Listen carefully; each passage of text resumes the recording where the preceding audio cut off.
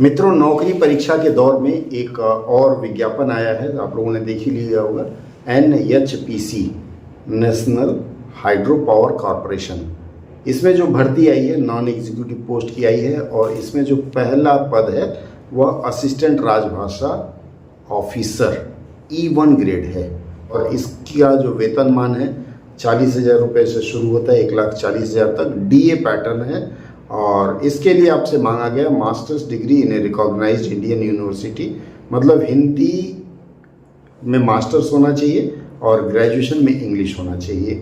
के बाद इसमें मांगा गया है कि मिनिमम 60% मार्क्स और इक्विवेलेंट ग्रेड, मतलब 60% से कम नहीं होना चाहिए जनरल OBC EWS के लिए और 50% है आपका किसके लिए, SC ST और PWD के लिए। 3 साल मांगा गया पोस्ट क्वालिफिकेशन एक्सपीरियंस। यदि आपने MA किया है 2022 में तो 2025 में आप कर सकते हैं। और इसमें जो सबसे बड़ी चीज़ मांगी गई है कि 3 इयर्स पोस्ट क्वालिफिकेशन एक्सपीरियंस मांगा गया है। और एक्सपीरियंस कहाँ मांगा गया है, एनी सेंट्रल या स्टेट गवर्नमेंट डिपार्टमेंट PSU जिसमें से 2 साल कम से कम होना चाहिए, 27,000 से लेकर के फिर 1.5 लाख तक। ये IDA पैटर्न है, ये सैलरी का पैटर्न होता है तो IDA पैटर्न में है या फिर इक्विवेलेंट स्केल में होना चाहिए।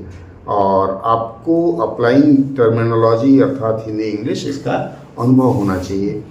बहुत लोग हमसे पूछ रहे थे कि ये जो पद आए हैं इनमें से क्या हम किसी प्राइवेट संस्थान में नौकरी कर रहे हैं तो वह अनुभव चलेगा।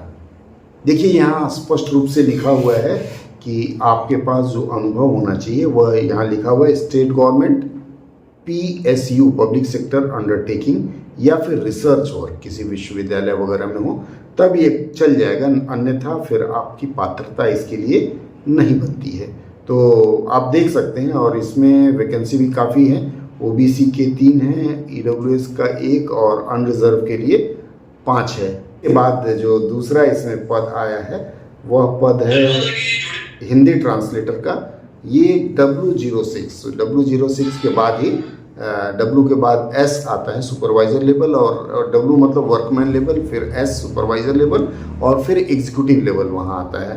तो ये जो E लेवल नहीं है W06 है, इसका 27,000 वेतनमान शुरू होता है और इसमें भी 1 साल का पोस्ट क्वालिफिकेशन एक्सपीरियंस आपसे मांगा गया है, मतलब वही सरकारी होना चाहिए। तो अगर आपको लगता है कि आप इसके लिए पात्र हैं तो आवेदन कर सकते हैं। आवेदन की फ़ी जो है वह मांगा गया है 600 रुपया प्लस GST।